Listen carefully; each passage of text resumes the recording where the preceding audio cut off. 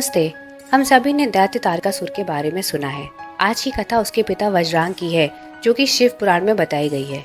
कश्यप ऋषि की 13 पत्नियां थी, जिसमें से एक अदिति थी, जो असुरों की माता थी। के 2 महाबली पुत्र थे, हिरण्यकश्यप और हिरण्याक्ष, जो विष्णु भगवान के नरसिंह और वराह अवतार द्वारा मारे गए थे। बाद में दिति ने कठोर व्रत किया और फिर गर्भवती हुई। तब देवताओं के राजा इंद्र ने उनके गर्भ को 49 हिस्सों में काट दिया, जो मारुत बने और इंद्र के साथ हो गए। दुखी होकर दिति अपने पति कश्यप के पास गई और तब उन्होंने दिति को तप करने को कहा।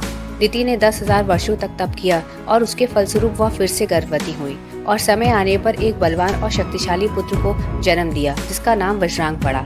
वज्रांग से उसकी माता दिति ने अपने पुत्रों की हत्या का बदला लेने के लिए देवताओं के राजा इंद्र से युद्ध करने को कहा।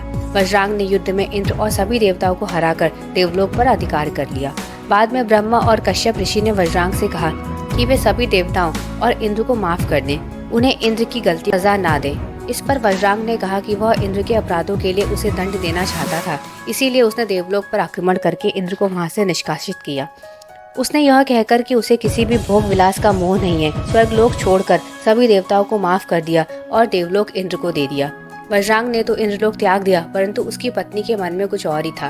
उसने अपनी पति की बहुत सेवा की और बदले में उससे महापराक्रमी पुत्र की इच्छा प्रकट करी, जो त्रिलोक पर विजय प्राप्त करे।